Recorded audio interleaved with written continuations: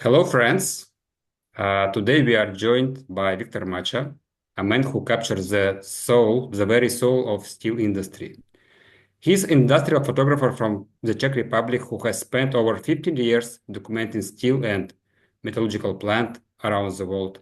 His long-term project, The Beauty of Steel, is not just a photo archive. It's a visual tribute to fire, labor, and the raw power of industry.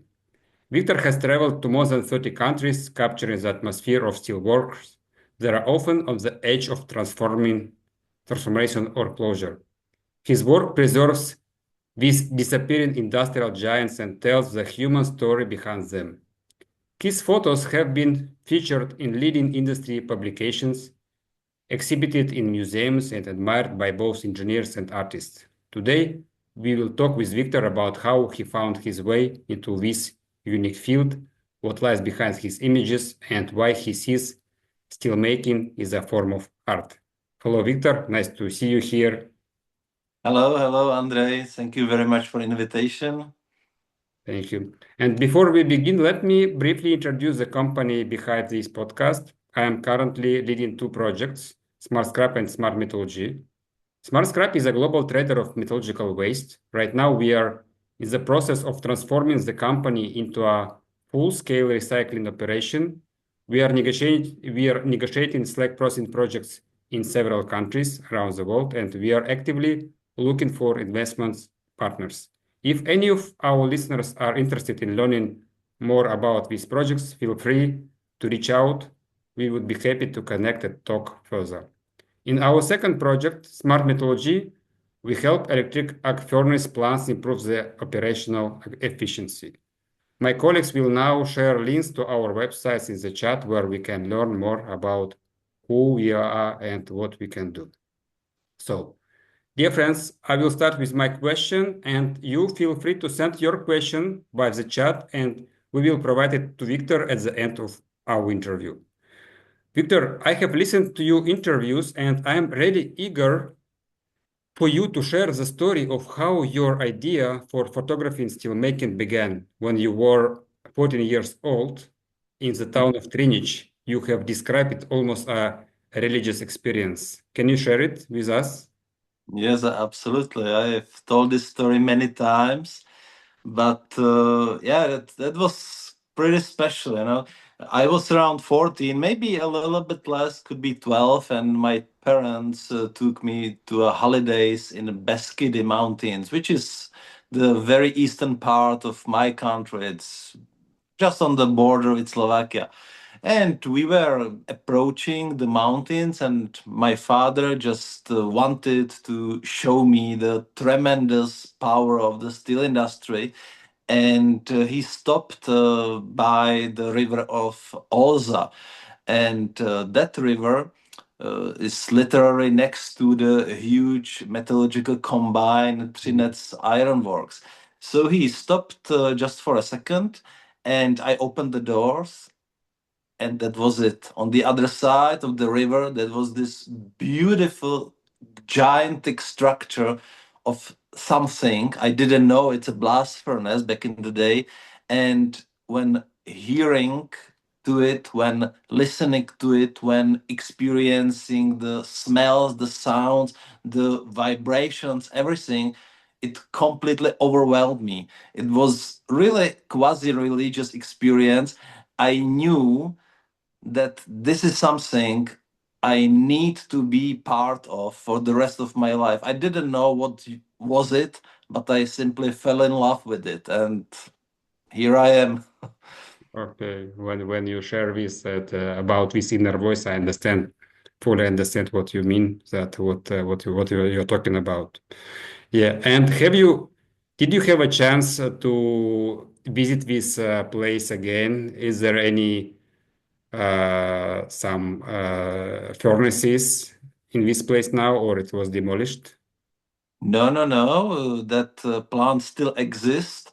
Mm-hmm. And by a chance, I visited this site again in 2009, I guess, or maybe, yeah, 2009, when by a great chance, this very company hired me as a photographer to contribute to their 175 years anniversary, Mm, to make some photo shoot for them. And it was absolutely unplanned. And literally, that was almost the first huge integrated plant I've ever visited. So, I've started the Beauty of Steel project back in 2008. And I started with mining industry mostly because mines were more accessible for me. So I started with the mining, and when I finished the mining sector in my country, I moved to the steel industry and the Trinec Iron Works, where my first experience with the steel industry started when I was 14, was the big first integrated mill who hired me and invited me in. So yeah, that was nice coincidence. it's interesting. So, and Victor, do you believe that these steel mills and steel plants have a soul? Have you had experience similar to what you had in 14 years old, feeling deep, almost some spiritual connection to some industrial site? It's absolutely,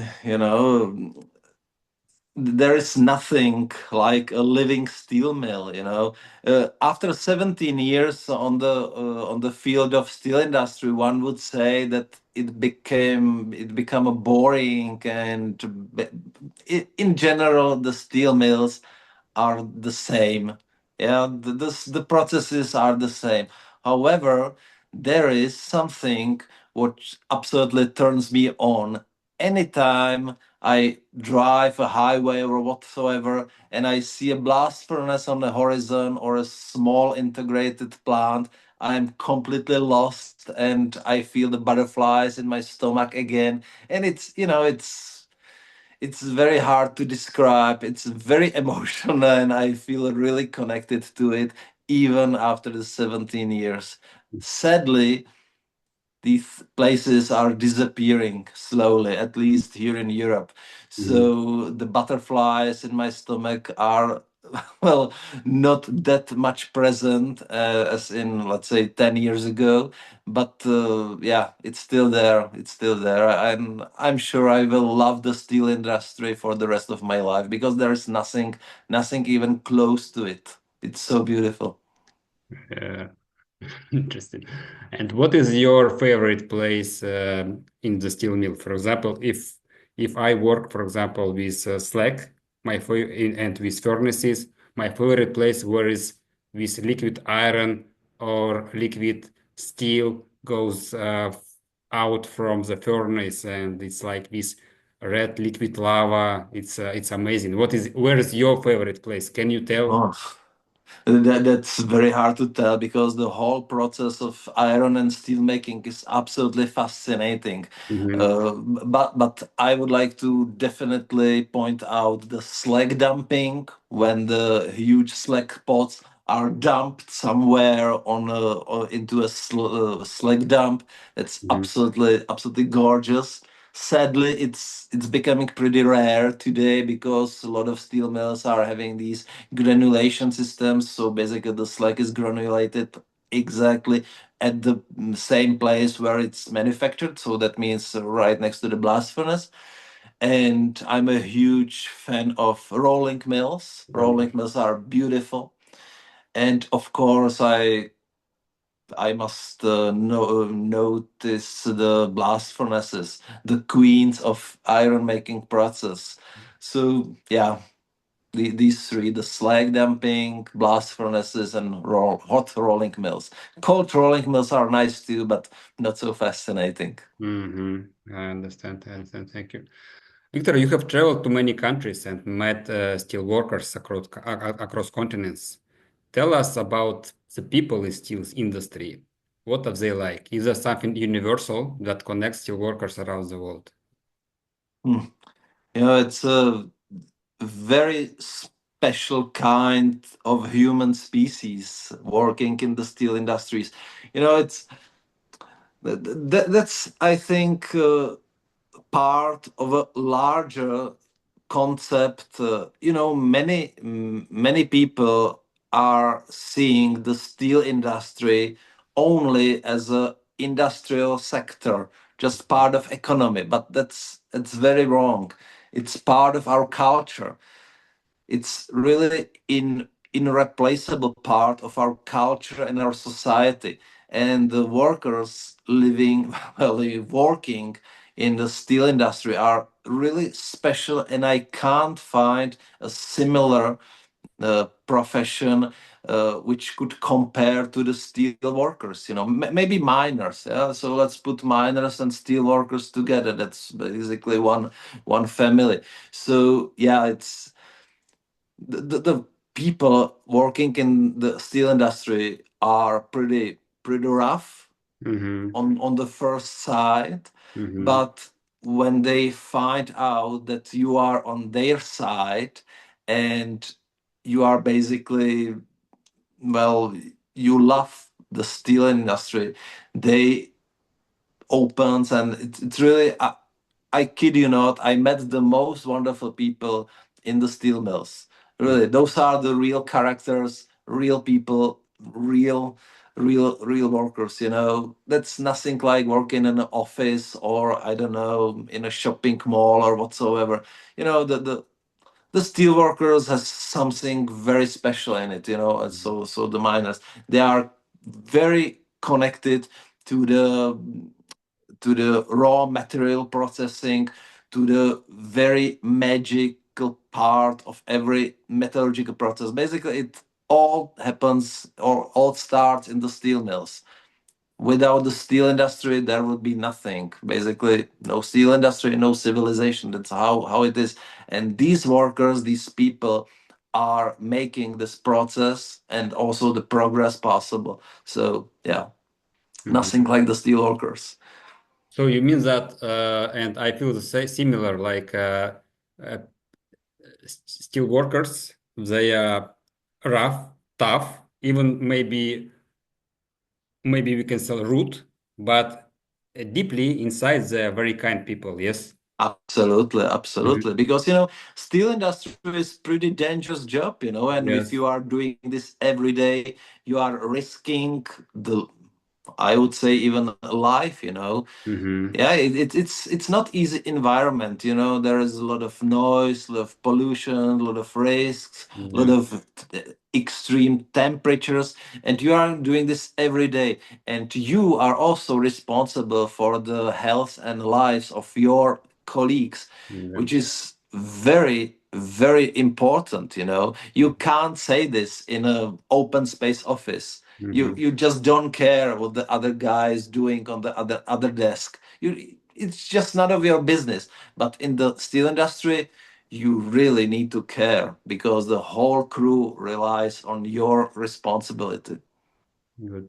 Victor, right now I found the idea of about that how is important your mission is because we understand that we are parents, for example, and we have kids, and we don't want them with career of metallurgist. Many of parents, yes, because it's a dangerous environment, very dirty, pollution, uh, and but you provide through pictures, through your art, this idea that this work can be interesting.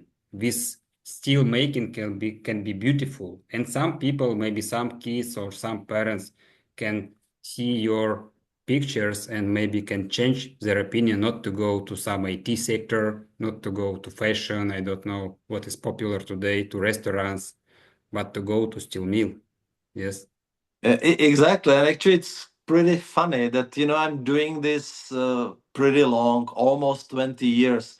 And throughout the years, I found and I met several young steelworkers who told me that they follow me on social networks, and they became steel workers because of my photographs, because they found it so fascinating. So they started to study metallurgy and everything connected, and they ended up in the steel mill, which is absolutely fascinating. I've never thought that my humble work would have such an impact, but it's happening. It's And amazing. I would just like to add, as you mentioned, these days I wouldn't say it's that dangerous as it used to be like 15 years ago. The steel processes are really, really evolving and changing quickly. So it's completely different job than back in the 80s, 90s, whatsoever. So literally being a steel worker is not that brutal as it used to be. Today you are mostly somewhere in the air conditioned pulpit overwatching the metallurgical process. But those days with shoveling and hard manual work are pretty over, and the guys can see it hopefully from my images, and that's the reason why they are applying for the steel making jobs probably, because yeah, it's beautiful and you are making some kind of real value, something you can touch, and you can see that all this hard work was not done for nothing. Interesting. Very good. Victor, we discussed with you, so can you share with the audience your favorite pictures, your favorite Sure, photographs, and you can tell what is the story of these pictures and what do you see there, okay? sure. Okay, let me share the screen. Do you see it? Yes? Nope, at the moment. There is a screen. Ah, I see it now. Mhm. Okay. Yeah. Mhm. So, ah, yeah, I love this one. Actually, I was really, really, well, unhappy when I was taking this picture because I was really annoyed by the sun fingers.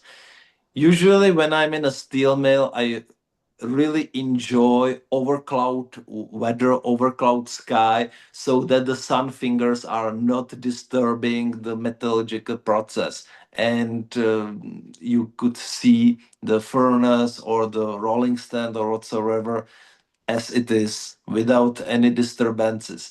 So at the first glance, I was, oh no, this will be so bad. But in the end, when I edited the picture and developed it, it turned out like this, and I'm absolutely obsessed with the picture.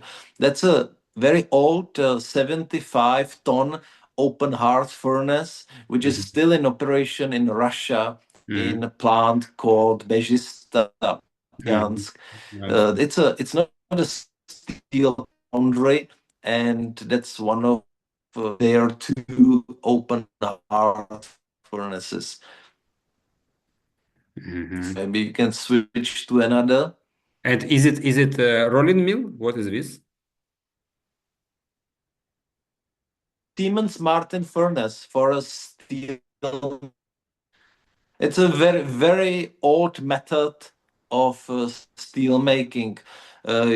Keep on mind that the last open heart furnace in Europe was shut down 2 years ago in Ostrava, but that was a tandem furnace. That's a little bit different. Siemens Martin furnaces were done in the 90s, and Mhm. these old dinosaurs are surviving only on a very few places in Russia and one place in Ukraine at the moment. So this Mhm. is one of last six Siemens Martin furnaces in the world at the moment. Mhm. Okay, next one.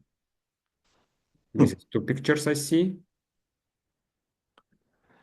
Okay, I still can see only the previous picture. Ah, here we are. Mhm. Oh yeah, that's actually a pretty strong story behind this. What we can see on the pictures is the heavy plate mill in Azovstal in Ukraine. And the left part, the left picture, I took this photograph in 2016 when I have visited Azov, that famous steel plant in Mariupol. And on the right side, I found out this picture in 2020, 20, let me see, 2023, Mhm. when Mariupol was defeated by Mhm. Russian army. And this guy this Mr. Kozakov, who is on the picture, he was part of the Azov battalion Mm-hmm. defending the steel plant. And shortly before the steel plant was taken over by the Russian army, he Mm-hmm. took this picture by a chance from the very same spot I did in 2016. And you can see the same rolling mill Mm-hmm. before the war and Yes. after the war. It's absolutely brutal how devastating the war is. One can't really imagine how drastic the shelling and war is, and here you can see the consequences. Yes, yes, yes. It's a very pity that we have this such kind of situation right now. Uh, let's go further. Mhm.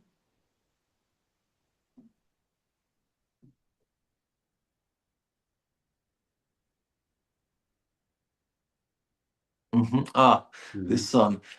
So this is a tapping of a charcoal blast furnace in Brazil. Mhm. I have started documenting the charcoal blast furnaces in Brazil in 2020 23. Yes, 2023, because that's a very unique thing. Nowhere in the world can be found a charcoal blast furnace. Mhm. Keep on mind that the last charcoal blast furnaces in Europe were shut down in the beginning of 20th century, Mhm. because charcoal was simply not really economical, and it doesn't really make sense because the forests in Europe, wherever there was a charcoal blast furnace, disappeared very quickly. Mhm. But Brazil is completely different story. You have completely different climate there, so you Mhm. can grow eucalyptus trees pretty quick, and Mhm. that's why there are so many charcoal blast furnaces. There are dozens and dozens of them, and only in the state of Minas Gerais, one of the biggest states in Brazil, there are over 70 charcoal blast furnaces, and all of them are running. And this one is very close to Belo Horizonte Mhm. city, and yeah, it just shows the beauty of pig iron making in one of these small blast furnaces. That was a late afternoon, and this picture connects all elements. You have the fire, you have the water, you have air, and the earth on Yes. one picture. That's basically the magic of steel making in one. Yes. The connection is not good. Do you see me? Do you hear me? Yes. Yes, I feel that the connection today is thunderstorm. So as I see in these pictures, I like it's for me like it's imagine that it is a wizard dancing near the fireside. If we what is the Absolutely.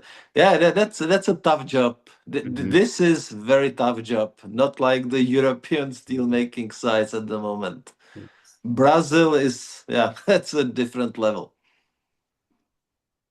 This one.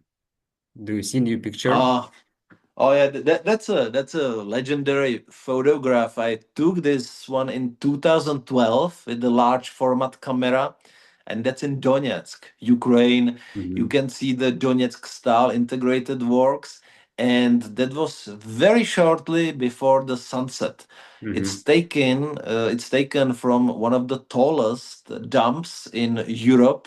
That's a waste dump from a local coal mine, and the story behind this picture is that I set up the tripod. Well, first I had to climb that ridiculously steep waste dump, and when I set up my tripod and put my large format camera on the tripod head, I Mhm. made one picture And right after that picture, I was arrested by the security who somehow find out that I'm climbing the waste dump, and they uh, came to get me. So from this viewpoint, I have only this one picture, and after that, I was escorted to a local security department, and that's it. But this picture is too good, so I had no regrets that I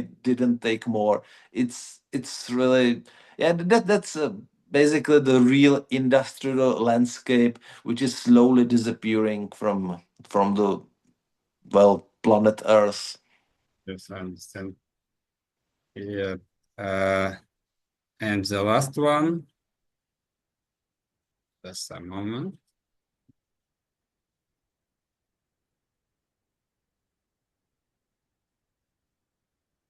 Mhm. Ah, Mhm. yeah, the that's not really ecology friendly picture, Mhm. but I have a very strong connection to this one, as this is in Chile, Mhm. Siderurgica Huachipato, and what we can see here is the converter, the steel converter shop. Mhm. Um, During the pig iron pour into the converter. That was my last morning in Chile, and I came all the way to Chile from Europe to document the last days of Siderurgica Huachipato. Because just 2 days after I took this shot, the whole plant was shut down for good, and today it's completely dead. Mhm. So it was a very emotional visit, but thanks to the CEO, I was able to document the whole process Mhm. before it's gone, and now I'm basically the only one who had the privilege to Mhm. document it. Mhm. That was a very, very beautiful steel plant, founded in the late 1940s, and yeah, such a shame it's gone. Yeah, you speak about you tell about we still mean like about human about Yeah, I very very strong connection to them. yes, yes, yes, Victor. You know, I don't have many friends. I have just the steel mills and my family, of course. Yeah, I would like to share my story on my own. I know that you have been to Nizhny Tagil. Yes, Yes, yes. yes. I used to live near. Oh, really? Yes, and in Nizhny Tagil, I heard the stories that young people sometimes take their dates to a special place, a viewpoint overlooking the slag dumping site, where molten slag is poured out, and so it's like near industrial waste creates a unique romantic atmosphere when people watch this liquid lava, and so it's interesting story. Yeah. Uh, yeah, Victor, you mentioned that the many It's of steel beautiful. mills, I have been there twice. you've been to that place. Yes, to Nizhny Tagil, I have been there twice. Mhm.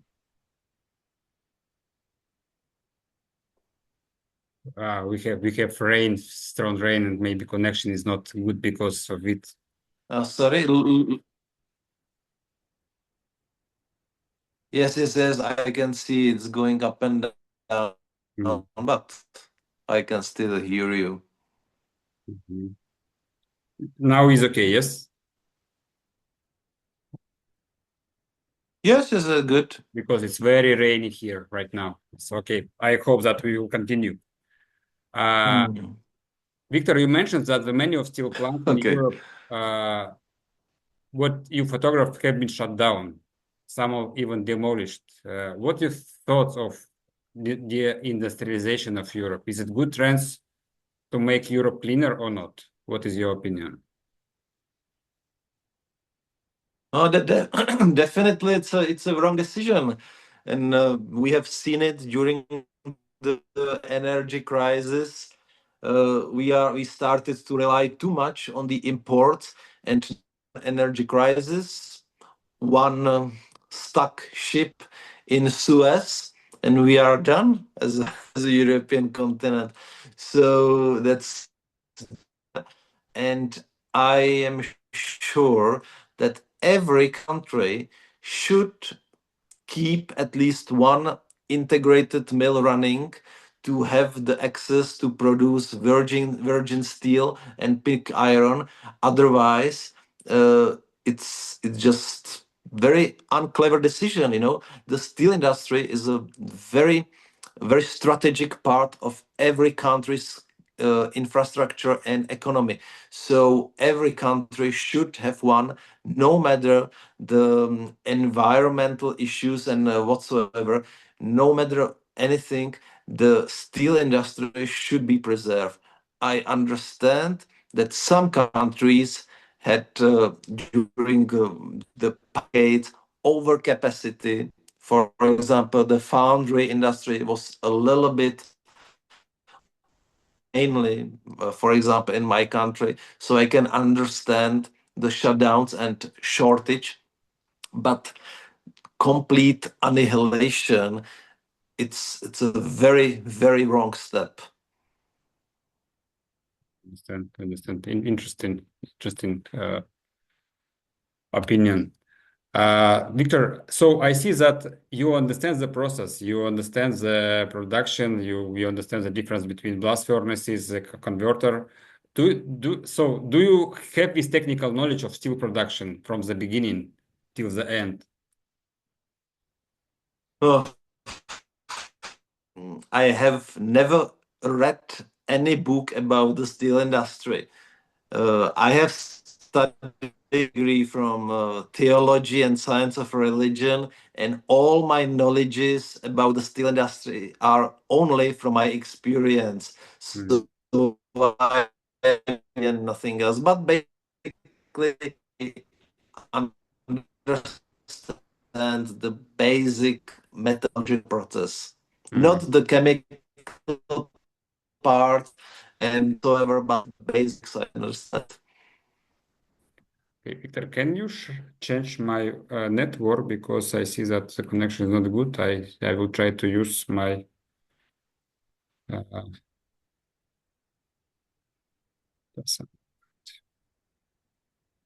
sorry, sorry, friend. Sure. So what I'm supposed to do?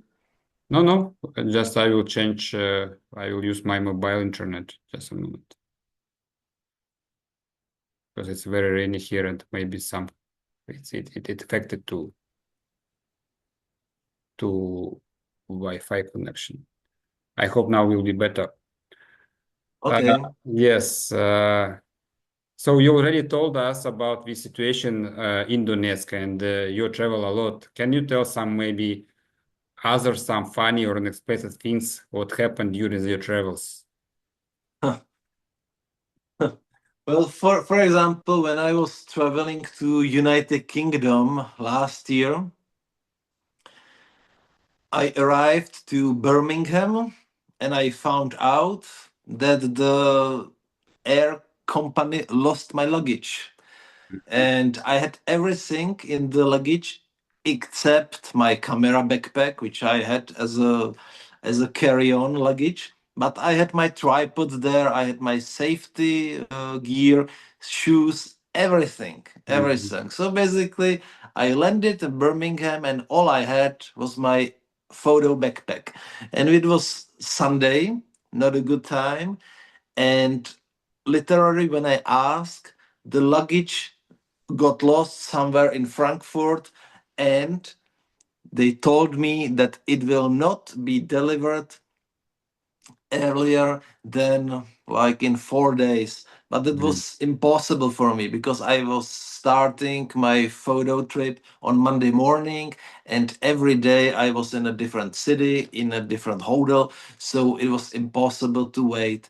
So, literally, what I did, I just quickly find a photo shop in Birmingham, bought another tripod, and without anything else, I drove to Cardiff, Wales, and that was it. So I stayed the whole trip only with new tripod and my photo bag. No spare clothes, no spare shoes, no spare underwear, Mhm.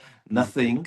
And it was Sunday late afternoon and I still had some time, but I was a little bit desperate because my luggage was lost. So I got a very bad idea and I approached an abandoned coke plant in Mhm. Cardiff. That plant was abandoned for years and years, and it was impossible to get official authorization, official permission to visit the site Mhm. because there was simply nobody. So I jump over the fence with my travel suit, very nice sweatshirt, good pants, everything, and I did the pictures. And on the way back, I somehow took it too easy, and when climbing over the fence, I tripped, and I literally ended hanging on the fence with my hand penetrated with a steel rod. Oh. And that was really bad. Just 1 millimeter and my veins would be hit and I would be completely gone. So I was there in the middle of nowhere Mhm. in an abandoned coke plant without my luggage, without Mhm. everything, and completely covered in blood because it was pretty deep injury. So that was the beginning of the trip. I somehow made it back to my hotel, and Mhm. with the help of the personnel, with the personal staff, they fixed me the hand somehow, and I spent the week like that with one hand completely wrapped and in one travel clothes. It was very difficult trip, and just the day after my departure back home, I got my luggage back, and Mhm. and that was it. So not a really easy trip. In this particular time, you feel that you think that what you are doing here. Yes. What Yes, what what is your what was absolutely. the Absolutely, it was really bad, but the passion for the steel industry and my need to document as many sites as possible was simply stronger, and Mhm. I just couldn't wait at the hotel and waiting for the luggage, so I just act like nothing happened. Mhm. Mhm. Mhm. And when you shared in other interviews that about your new targets, new ideas that you shared that you want to visit more Asian steel mills, right? So and Yes, yes, but that's mission impossible, I'm afraid. I would love to go to India and I would love to go to China, mhm. but going to China is almost impossible because of industrial espionage. I tried so many times, even with the help of my embassy, and it's, Mhm. it's just impossible. And India is another chapter. They just don't understand why a white guy would be traveling around India and Mhm. not enjoying the spiritual culture, but visiting the steel mills. So it's just too weird for them. But yes, that's very high on my list. Mhm. Let me try to ask my contacts. Maybe it will be useful. Thank you. Yes, why not? And so it's very expensive, to travel from country to country, from one continent to another continent. What is your business model? How do you earn money and who cover the expenses? So, It's a terrible business model because I'm not a businessman. So basically, uh, every year I'm producing the Beauty of Steel calendar, mm-hmm, and with this income, it's usually enough to cover my next travels. So that's it. And besides that, I'm having a regular job. I'm into real estate, which helps me to feed the family. So somehow it works. It could be better, but as I told you, I'm a terrible businessman, and all I can see is the steel industry and the need to document as much as possible because this world is changing fast, and mm-hmm, I have no time left for business models. mm-hmm, mm-hmm. So it means that you issue these calendars and it can cover your trip cost, yes, and sometimes some steel mills Basically, invites you, yes. yes, yes. Times Mhm, by time, a steel mill invites me. For example, that's the case of next week. I was invited to Finland to document one of Ovako steel plants there. So they offered to cover my travel costs, which is mhm, wonderful. mhm, I wish something like that would happen more often, but that's a that's a too daring wish, I bet. But yeah, it's how it is. I'm definitely not getting rich on it, but as long as it covers my travels, I'm okay with it. I'm really not here to earn money. I'm here to document the steel industry. mhm. And so finally, my question. So when you tell that your mission is to document this steel industry, that it, I feel that you have found your life's calling. Yes, your purpose, your mission. Yes, like you heard this inner voice at 14 years old in Absolutely. teenage. Yeah. Absolutely, absolutely. Yeah, I can say I'm really blessed that I can do what I can do on such a scale. You know, it's every given permission, every visited steel mill, foundry, rolling mill, or a coke plant is really a miracle Mm-hmm. because it's so difficult to get in there, but somehow I'm doing it almost 20 years and somehow it works. Mm-hmm. There are still gates which needs to be open, but in general I can't really complain because I can travel and I can visit more and more steel mills, and at the moment I have the biggest visual database of Mm-hmm. steel industry in the world, and I'm sure it can't be beat it. It Mm-hmm. it's you know it's just too much of my own investments to it, too much of time I invested to it, and too many steel mills documented, and large part of them is not here anymore. So basically, that could be really one of its kind database, a corpus of work, and yeah, I'm glad I have the opportunity to do it. Mm-hmm. And when we discussed with you, Victor, that when mentioned that people in steel industry that they're tough outside and they're very kind inside. I think that if we consider you, but be sure that can consider that you're in the steel industry, I think that you are the most kind person in the steel industry. You're not only the person who has the biggest database of pictures of steel industry, but you're one of the most kind person in steel industry. Thank you.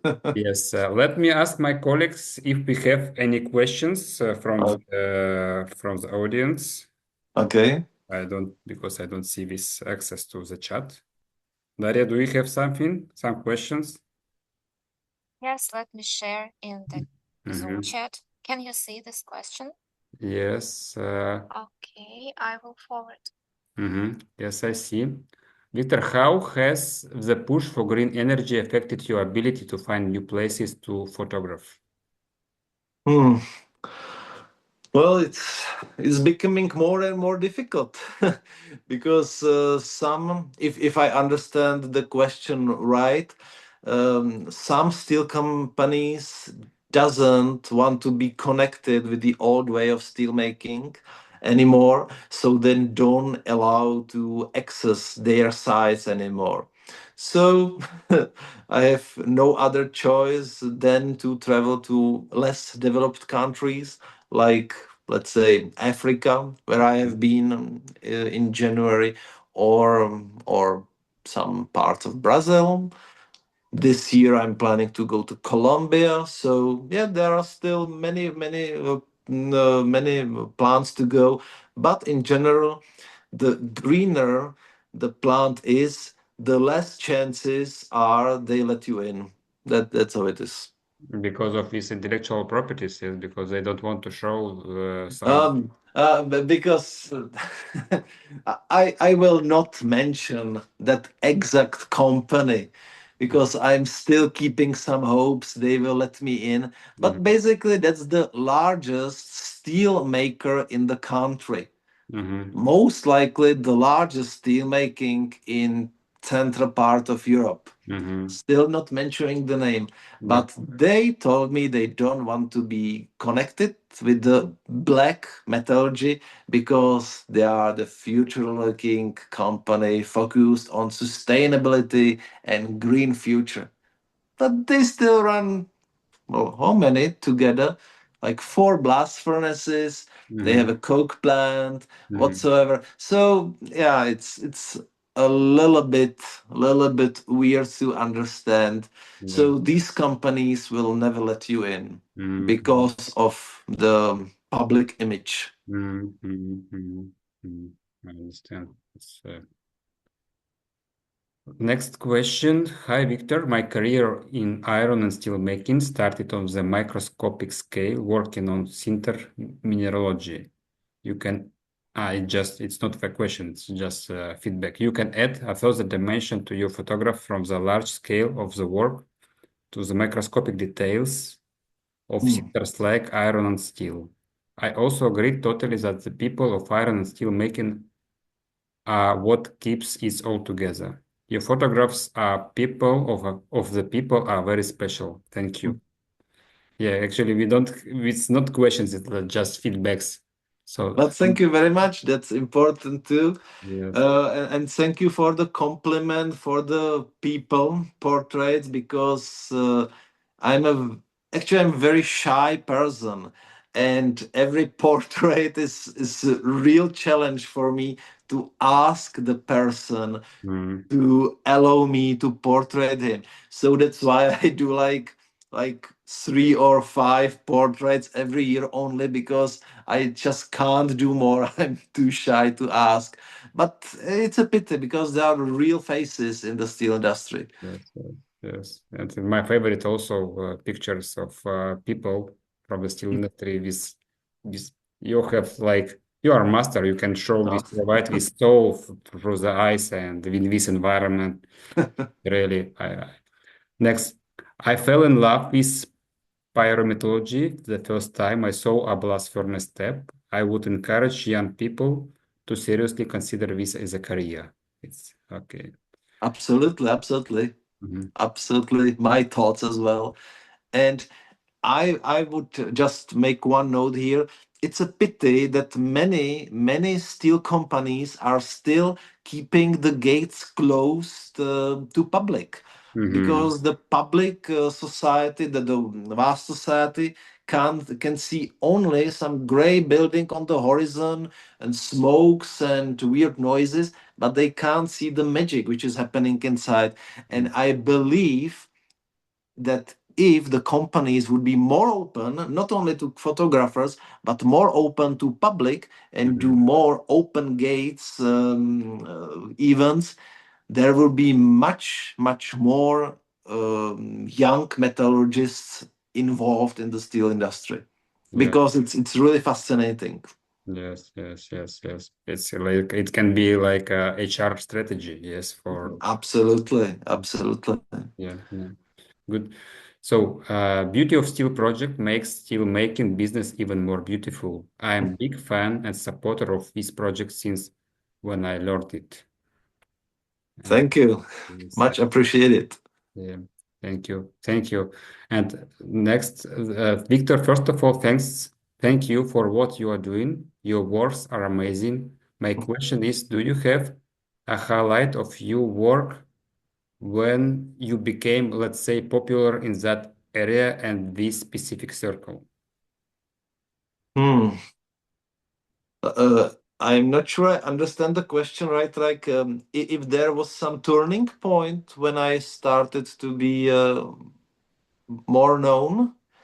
Again, let's try it. Do you have a highlight of your work when Hmm. you became, let's say, popular in that area? Okay, okay. Mhm. Hmm. That's actually my my first exhibition, the males.